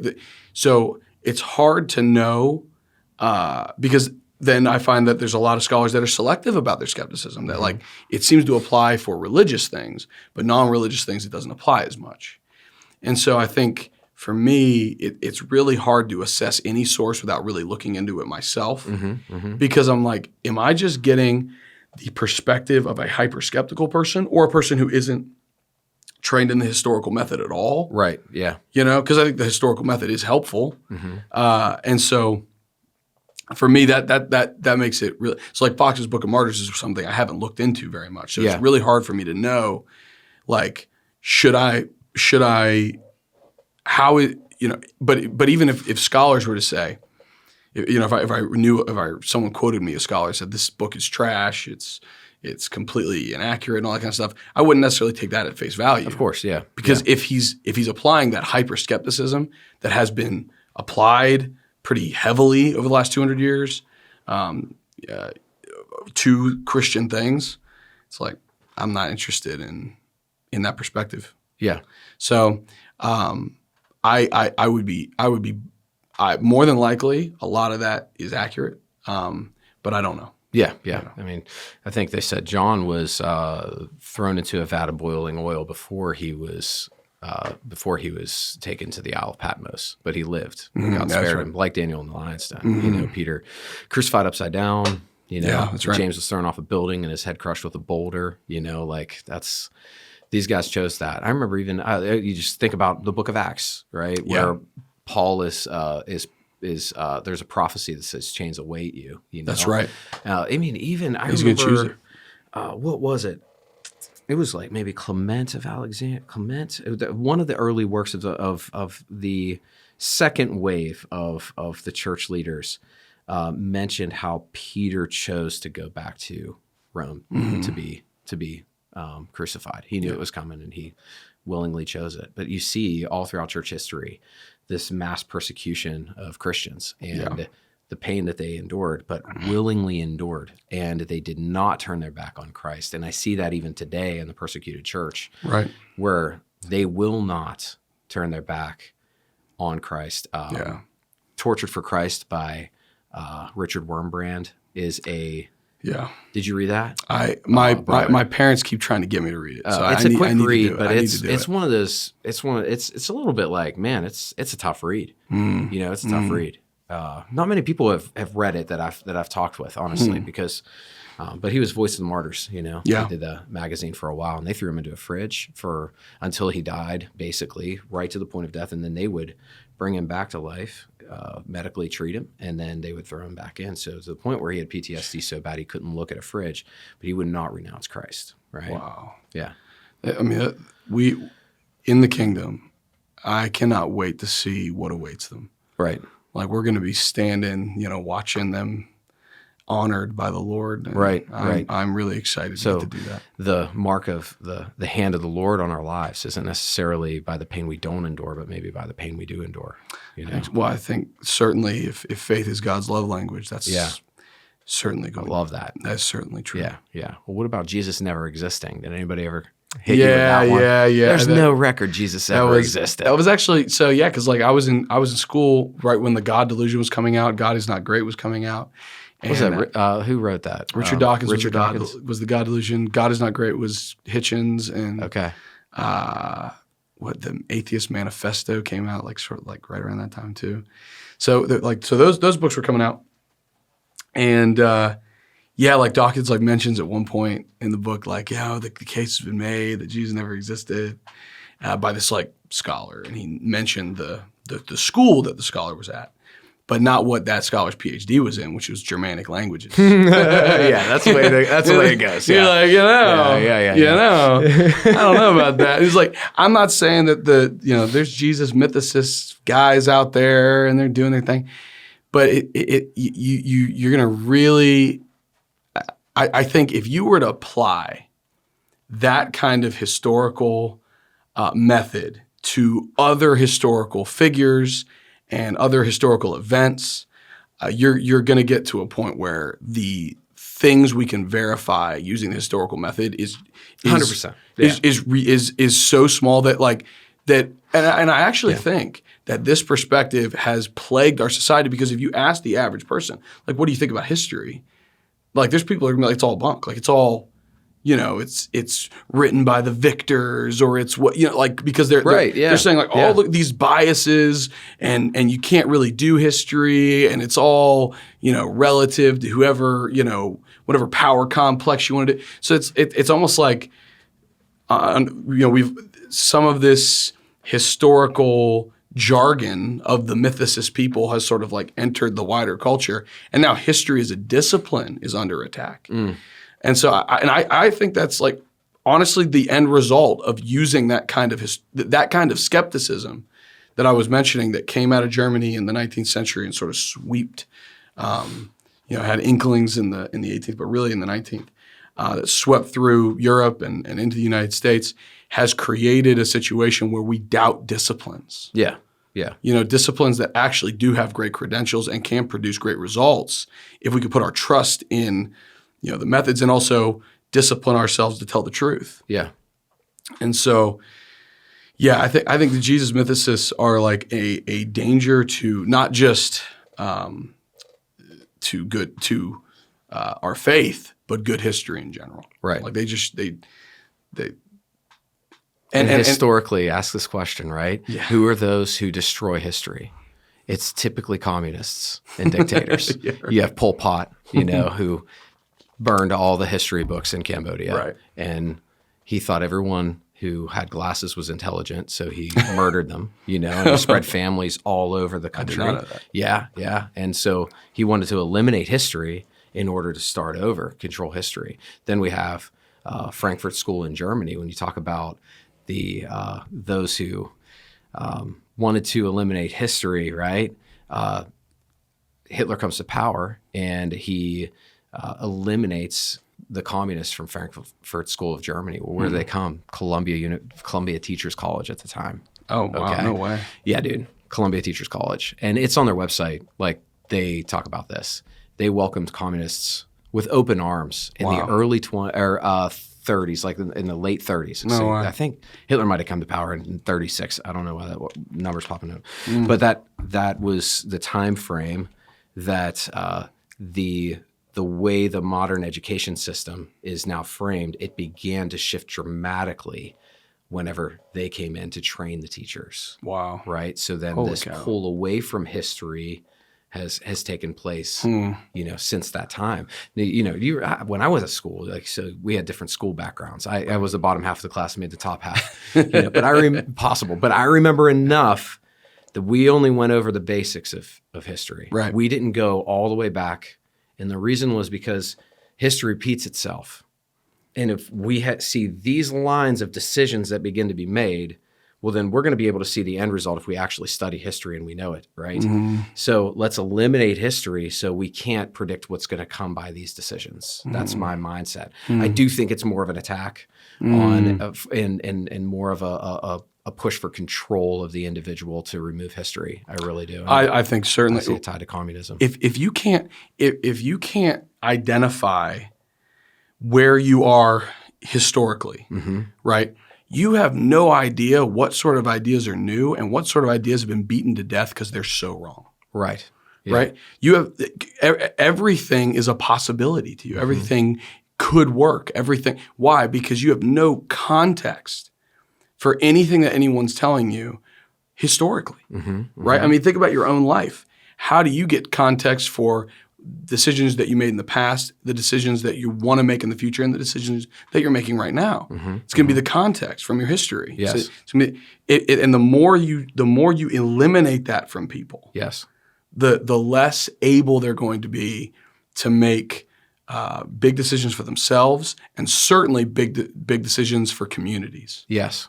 Like it's just, but also, and this goes back to the faith. It is by studying and appreciating history that you can see God's hand in it. Yes. Right? And you can get outside of your own experience to go, okay, actually, God's been doing a long thing for a long time. I'm a little piece of it.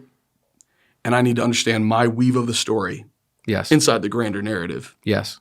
As opposed to, I sort of control my own narrative. I have to create my own grand narrative, whatever that means for me. Like life's going to be about me and my family or my clan or whatever, depending on how much affluence you create, my business. Yeah. The only way out of that is to have an understanding of history. And I think that's why God put history in the Bible. Yes. Right. He's like, let's actually draw it back. So that you can center yourself in the story of Abraham and of Moses and of and of all the patriarchs, and then to get through the kingdoms of Israel and the times of the judges and the kingdoms of Israel, and then the exile and the prophetic periods, and so that you can go, okay, God has been up to all this, and then Jesus comes. Yes. And Jesus sets the tone for the time of the Gentiles, to use the New Testament language. Yes. Yeah. And so I just think that, to your point, if I was creating a movement to sort of counter Christianity, it would need to be an anti-historical movement. Yeah. Man, it's the context that you talked about. It's just without history, we cannot understand any of the promises of the New Testament. No. We needed the Old Testament first. We needed to see the same theme throughout the entirety of the Bible to bring it together. That's right. We needed to see that. Yeah. So you're a big history fan, huh? Love history. Yeah. It was my first major. Yeah. Okay. Yep. At Grove City College, studied history. Loved it. It's a great department. And so, love history. I forgot you're a Grover. I am. Yeah. I love Grovers. Yeah. You all think differently, and I love it. I love it. Yeah. Well, Dr. Keelwetter was probably who I was just talking about. He was my chaplain while I was there. Yeah. He's helping us start the high school. Oh, my gosh. That's right. Yeah. His daughter, Lisa Giergo, is the head of school. Okay. Yep. And this isn't a Hill City thing. This is a Zach Blair sees a need, and Hill City's going to support it. Praise because the I Lord. get to lead that, and our elders are on board with that. I love you for that, dog. Yeah, I do. Yeah, it's got to be a multi-church thing. Yeah, that's awesome. Yeah, you know that. But Dr. Keelwetter is genius, man. He's such a good dude. He's such a good dude. He is, and he loves the Lord, and he has been faithfully serving Him in every capacity he can, as long as I've known him, and I'm sure longer than that. Yeah, and you look at his girls. I mean, they're great. So he's got a great family, and that's that's a testimony. Yeah.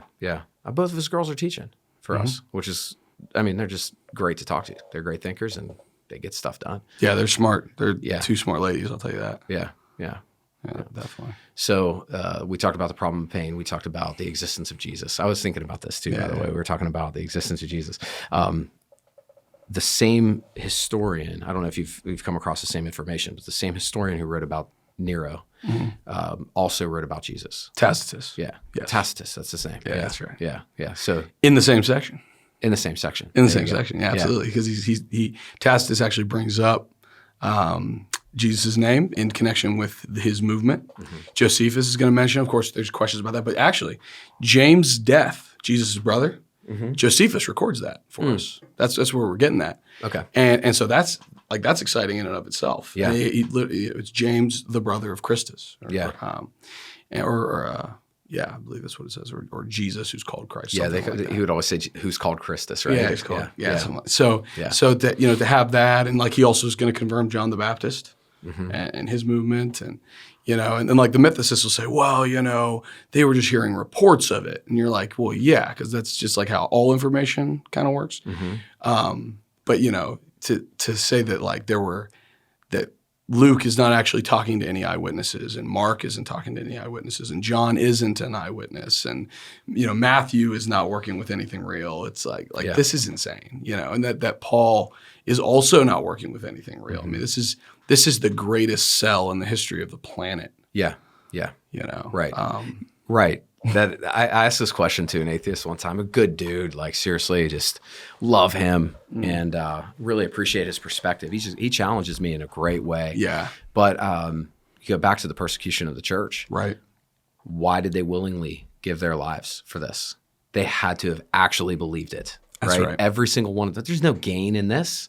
They didn't get anything out of it. Yeah. Like, what's the end goal of this? And he could not answer that question at all. Well, it's so true. And people could say something like, well, there were guys who drove planes into the two towers who really believed, what they were saying, but they were wrong, right? Mm-hmm. And like we would all say that they were wrong. But there's a difference between believing in something and believing that it's true, or believing something that's wrong, but honestly believing it's true. Mm-hmm. And honestly believing that something is false and lying about it anyway. Right. Which is if this guy is believing in the Quran, okay, understand that. But the disciples aren't believing in the Bible. They're believing in what they touched. Yes. And saw and experienced. And that either happened or it didn't. Exactly. Yes. Not in a book. Yes. They're talking about their actual experience. And if it didn't happen, they would know it didn't happen. Yes. And die for it anyway. Yes. This guy honestly believes the Quran. That's why he died. You'd have to say that these people honestly didn't believe in Jesus and died for it. Yeah. And it's like, that's insane. Like to me, I can't cross that bridge. Yeah. Yeah. They had to have. They had to have. They experienced something. It was, the persecution of the early church was horrible.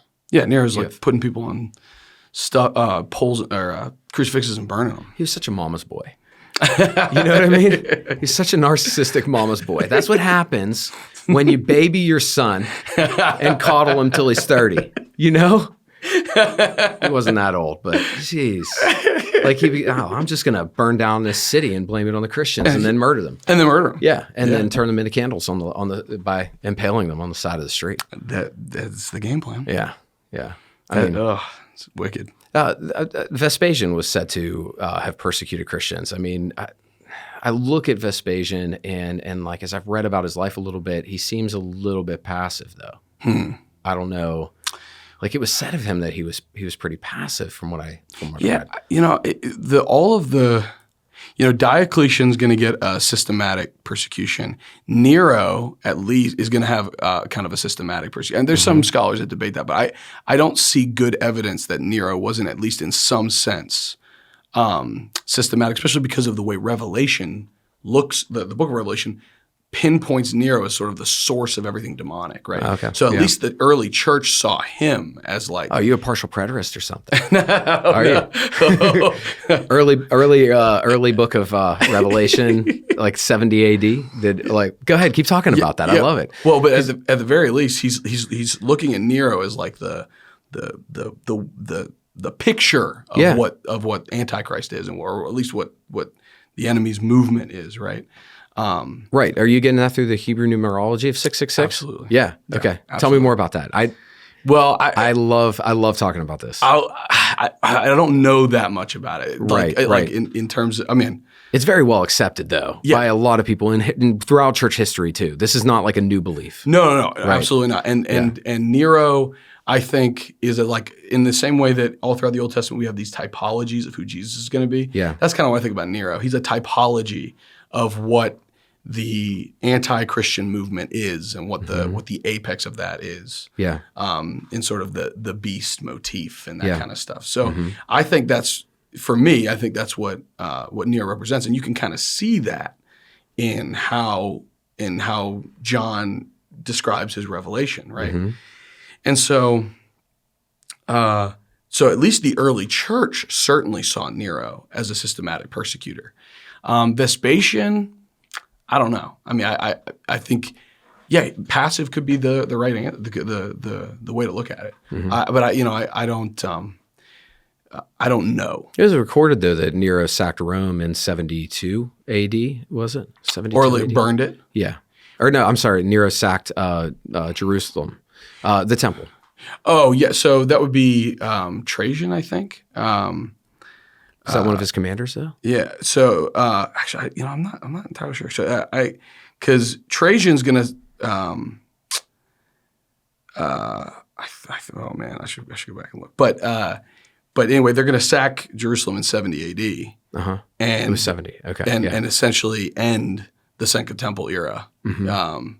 Definitively. Yeah. And after that, Jews are going to be moved everywhere because they're gonna the dispersion. They're not going to want to mess with. They're not going to deal with that ever again. It's kind of the point. Yeah. So, but for Nero, I think because I think the apostles, that would be John, Paul and Peter, are supposed to have died in like the mid 60s. Okay.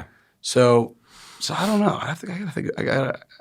I got to go back and look at my history. So here's something to look into. We have to have a conversation about this at some point, right? Where there's a theory that the gentleman who dated the book of Revelation, basically, he wrote the book of Revelation whenever he was on the Isle of Patmos, and it was when he was, this year, after it wasn't obviously in the Gregorian calendar system, it was on the Julian calendar system, but he said this many years after the death of our Savior. The same guy that we have the date for the book of Revelation from said that Jesus lived till he was 50 years old. He's not really good with math. So we have to figure that out because in church history, like sometimes we just adopt these things, but we really don't do the digging around the person like you were talking about earlier to see, when that was. And so if the book of Revelation then, in the partial preterist view, is written to those who are about to be persecuted, then it would have to have been written prior to AD 70. And so that would make sense if John died in 65.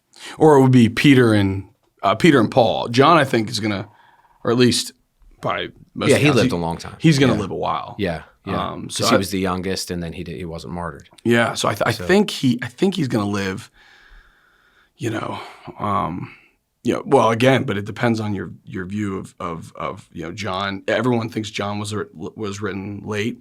First and second, third John, of course, would have to be written late, and Revelation would have to be written late. Mm-hmm. So they're in the the 90s and hundreds AD.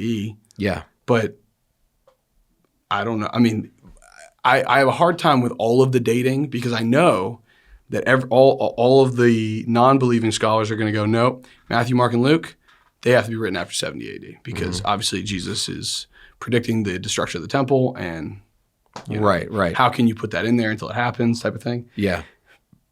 But I don't think that I don't think that's the only argument that that I think has been like the definitive one. Mm-hmm.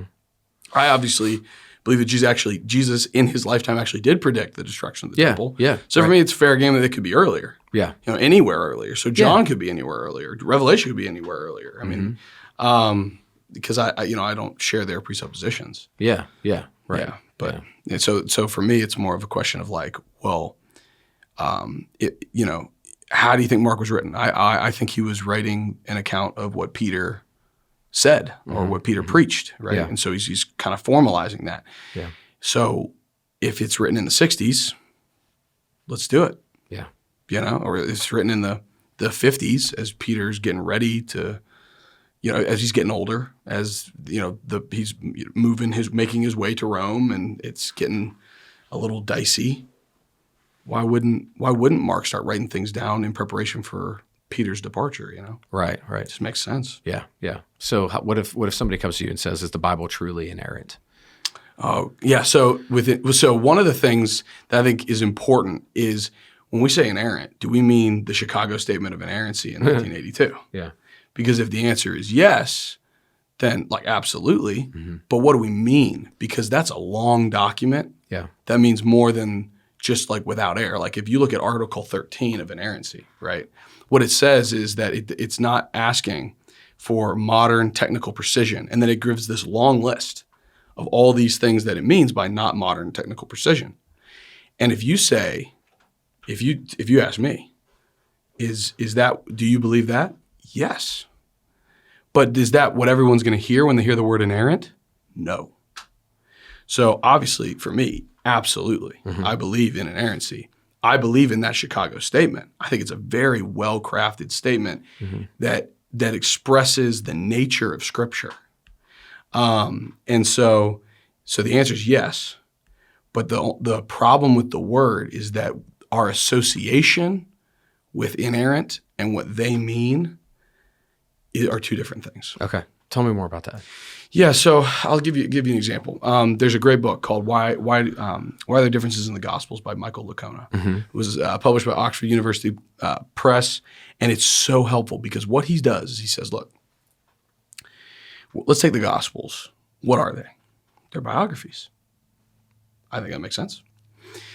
An ancient biographer, what would an ancient biographer's goal be?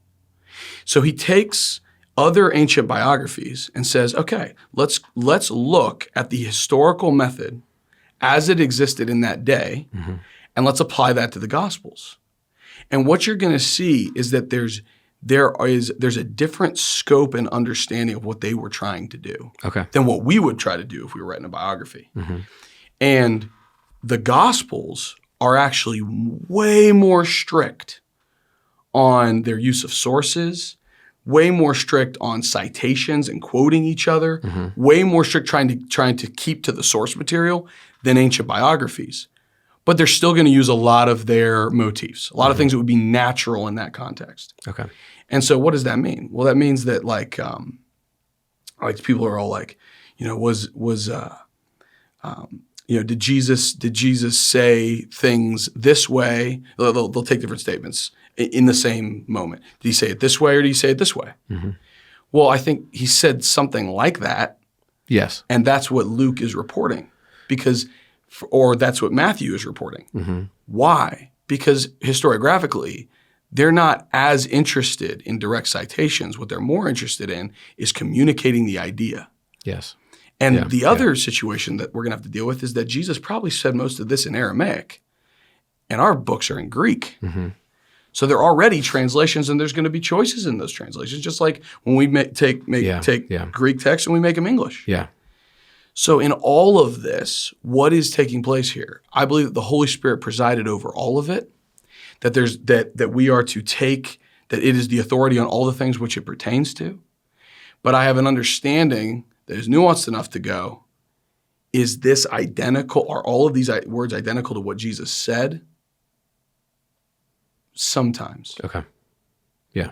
You know what I mean? Yeah. Because I think given what Matthew, Mark, Luke, and John are trying to do, given the historiographical methods and understanding of the day, and also given the more than likely translation nature of this, it's going to be a little bit different than maybe what a lot of people think. Yeah. Do you view it as a validation of truth that somebody gives a slightly different account that it actually proves to be an eyewitness account in and of itself? So for instance, I remember seeing a guy jumped in Ambridge. That's where I grew up, right? Maybe I was that guy, maybe I wasn't, but I remembered it different. That was a different story. But I remember watching a guy, and I was too young to do anything about it, just for the context, because I'm one who just kind of jumps in and helps, right? But I was probably 8 or 9 years old. Well, I remember that story completely different than my dad, who was right there with me, and I'm like, there were 6 guys. No, there was only 2. Like, how could it be so different? But when you're in those moments of like trauma or, something happens like a car accident, you remember the details, you remember the picture, but some of it can be slightly different. And sometimes that's a validation of like, if it were completely the same, wouldn't that be a little suspicious? Yeah, I think, right? No, for sure. And I think that the Holy Spirit guided them in what they were doing. But I think Penned is inspired by the Holy Spirit, right? Right. So keep going. Yeah, and so I think that the Holy Spirit was guiding them, that it is the Word of God and all those sorts of things. But in addition, like the choices that they're making for including this or not including that, a lot of the decisions that they're going to make, if they're doing biography the ancient way, are going to be based on what the story that they're trying to tell. Yeah. And so, whereas for us, we'd be like, well, that seems to be a distortion of the text or something like that. They would see that as doing good history. And so I think that's the disconnect that we can sometimes have, In addition to the fact that witnesses are going to tell things different ways. You know what I mean? There's going to be different points of emphasis. Like everyone who writes a history has a point of emphasis, or something that they think is the main feature of this, or the main argument that they want to make, right? Yeah. And so they'll shape everything in that way. Well, they're definitely going to do that too, but then add another layer on it, which is that ancient historians did play fast and loose with like what people said or what the circumstances were. Yeah, the gospel writers are going to be a lot tighter, right? But I think they're still going to use those same historiographical methods, and we shouldn't be shocked by it. Right. Or feel like, this is going to shake my faith. You think who it was written to as well. The context matters. You focus on certain nuances just because of the person it was written to. So Matthew writing to the Jews, and Mark writing to the Romans, and Luke writing to the Greeks, and John writing to the church. And they're all writing to ancient people who expect history done the ancient way, not our way. Yes, completely different cultures. It's different. Yeah. And I think modern precision has come from the biblical precision. Okay. Yeah. But we've gotten even more. But it's still. This was written in ancient times, and we are writing in modern times. Yeah. And it's just a different way of looking at how history is supposed to be done. Yeah. Yeah. And yeah. Man, there's something that popped through my mind. I gotta get it because I wanted to ask you this perspective on it. Caleb, by the way, what was the book we were talking about prior to this that you were? Paul and Gender? Yeah, Paul and Gender. It's just the completely different understanding of that historical. So here it is. The thought came back. Yeah. Passion Translation, okay? People are very passionate about this right now. I cannot teach from it, right? Okay. And that's just me. Have you heard about this? Have you read anything about it? No, I have not. All right. I'm not, Okay, so basically the author of the Passion Translation, they call it a translation, probably more so a paraphrase, has taken the original Aramaic meanings of the Greek words, which is a cool thought. It's a cool thought. But I wonder how that actually would play out, right? Because if Jesus is speaking mainly in Aramaic and then it's translated to Greek back to Aramaic, there's going to be some difficulty there. I mean, first of all, we are... Is Aramaic even spoken today? We are, right. But we are 2,000 years away. So first of all, we're 2,000 years away from Koine Greek. So, but we have way more information on Koine Greek than we have on Aramaic. Do you know I grew up Greek Orthodox, half Greek Orthodox, half Catholic? Oh, you did? Yeah. So I talked to a Greek Orthodox priest about Koine Greek. He's like, it's Kiani. That's what he said. He's like, I laugh at you Americans. It's Kiani. Because I always said Koine. That's what we did. That's what we were taught. Yeah. Yeah. So I'm still saying Koine, by the way. I'm still saying because I'm worried that no one's going to know what I'm talking about. Kiani. Yeah, but keep going. Keep going. Type of martial arts that you Kiani. But yeah, so like what we've got on Koine Greek is just stronger than what we've got on Aramaic. But then to say, like, we're 2,000 years removed from Koine, we're 2,000 years removed from whatever Aramaic that Jesus was speaking, to then go, okay, I don't want to just translate this into English, but this into English and then back into Aramaic. I'm like, dubious at best. Yeah. Like I'm not saying that there might not be some valuable takeaways, but that's pretty much what you're going to get, I think. Yeah. I mean, from my perspective, and I'm not an expert, I understand that, but I just like looking at what you're attempting to do, and we're 2,000 years removed from it. That is such an undertaking. Yeah. That like it just seems larger than what humans are capable of. So what translation do you like to read? The ESV is probably my favorite. That's my favorite. Yeah, ESV is my favorite. Do you use Logos? Yeah, love it. I love Lex Ham's translation. Okay. As well. Like I think that they do such a good job of trying to give you a literal translation, but also just kind of inform you about the choices that you're going to make. Yeah. So when I'm preparing a sermon or something like that, I'm going to use Lex Ham. Okay. So that I can get in the language. Oh, that's a good tip. That's a good tip. Simply, and I've got it like connected to all these lexicons too, because I saved got the money to do that. So that's cool. Meaning somebody donated the money for you to do that. Exactly right. Yeah. I got the money. Yeah, I got it. I got the money, man. No, I mean somebody allowed me to do that, and I really thank cool. that person. Yeah, that's really cool. But yeah, so I have because of that, I get to, and I love what Logos has done. I mean, I just can't. What's your preferred Greek dictionary? Ooh. There. So for the Hebrew, it's the BDAG, right? Mm-hmm. For Greek, that's tough. There's a pocket lexicon that I really like that I have downloaded. What's the one that everybody typically uses? It's like the most simplified version. Is it of the original IGEL, Greek. right? IGEL is the act. There's like Vines and Strong's Concordance, man. A There's lot of people Strong's use that. But Concordance. Yeah, Strong's, I don't like Strong's- that one very much. Yeah, You get like 3 words and you can choose any word you want. You know? They all mean 3 different things. Like, yeah. IGEL, I think I use a IGEL. good deal. What is IGEL? I don't know that one. So I actually don't know because I just see whenever in seminary I would have known the name, but Yeah. it's just IGEL is the acronym, and I think it's just the 4 guys that like. Okay.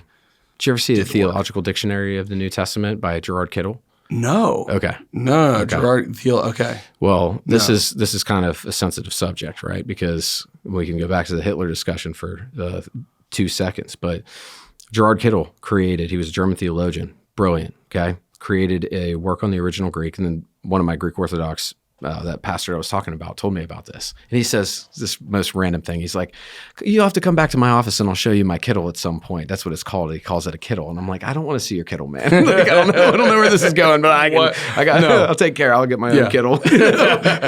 So anyways, I started looking at it. He did convince me to start to read that. And Gerard Kittle, just for the context of the work and why I even have a hard time referencing this, he creates this Theological Dictionary of the New Testament. It is absolutely brilliant because it takes what that word meant in all the different works in that day and age. So he takes it from Plato, Aristotle, people who spoke the original Greek language and how they used it in context, and then creates a definition based off of all of the uses in history. That's so how dictionaries are supposed to be built. Yeah. Wonderful, right? Right. But Kittle was brainwashed by Hitler, like many in the German church, right? Oh my So word. then he spent, after creating that, he spent the rest of his days trying to prove that the Jews were not God's chosen people. Oh my God. Right? Yeah. So it's a brilliant work, but I mean, yikes. That's so sad. I know, right? That's just rough. Yeah. Just shows no matter how brilliant you are and no matter how gifted you are, you can still get off. Yeah. My dad's little at the end of your statement, life. if you educate a thief, what do you get? Mm-hmm. Educate a thief. Yeah. Like education is not the pathway to transformation. Mm-hmm. Transformation is something you got to engage So the true. will. Yeah. And that's why we love Jesus. Yeah. Yeah. So give us one piece of encouragement before we close up. I mean, one thought. Okay. I'll aim it. Okay. Here's where I am as a pastor. I want to see our church engaging in missions. I want to see them. I want to see our church fired up about the pain that's going on in the world around them and doing something about it. Yeah. I think a lot of times we shrink back in fear and say we want to protect ourselves, those closest to us, and there's a virtue to that, right? To protect the children maybe that God has entrusted to us. But that's right. I want to see us awaken into the opportunities around us. What do you say to inspire people? First of all, I love that. Yeah. That's awesome. I mean, again, this is where I am.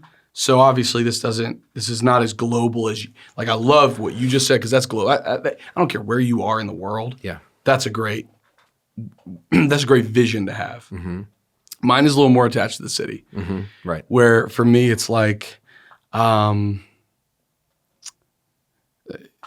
I'm talking about all the time in the circles that I'm in is when the early Tim Keller in his book City Church, he points out that when the early church won in the apostles' day, it won in cities. That's where it won. Yeah.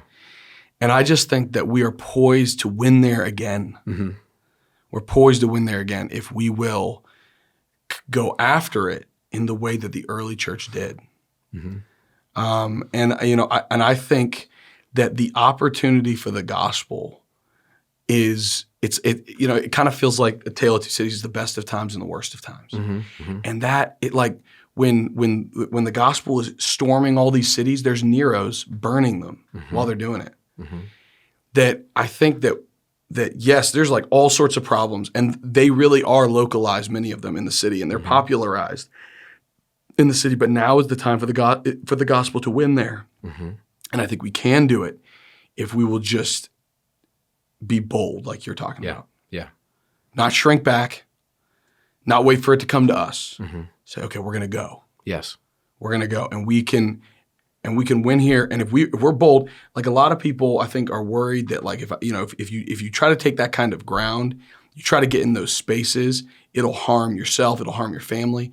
And I say, like, look at my family. Yeah. Like my dad made this big choice, and we took a bunch of risks, and it was scary and all. But look at what God has done. Yeah. Like, I'm not worse off because he made a bold choice. I'm better off. Yeah. And now I'm going to take my family and make the same choice because I see what can come of it. And I want people to join. So I love that your church is Hill City because that's what we got to do. Yeah. Yeah. Thanks, man. We got to be a city on a hill. That's what we got to do. And now we're poised to take cities. Yeah. And it's through partnerships like ours that we can do that. Yeah. Amen. Yeah. Amen. And then I'll say one last thing, and this is kind of my personal mission. do your thing. Mission statement, which is God is wise. Yeah. He's wise. We can trust him. Yeah. Yeah. Yeah. So. Yeah. And he's moving in our city. He's moving everywhere. And I would encourage anybody listening to this to partner with Urban Impact. You guys are doing a great job, and get your book too. Yeah. Divine Hiddenness. Divine Hiddenness. We'll put the links in our notes. Yeah. I appreciate that. In our YouTube here. And yeah. Yeah, man. We've got to do a mission trip in our city. Heck yeah. With our church together. It's going to be great. Yeah, we're doing mission trip. I probably should have said something about that. No, bro. I got you. Yeah. No, I'm going to say it because I'm going to take the church too. We're going to do it. Yeah, got an opportunity. I love the work you're doing, man. Thank you for everything, and thanks for a great conversation. Thanks, It's great, man. Yeah, it was All great. Right.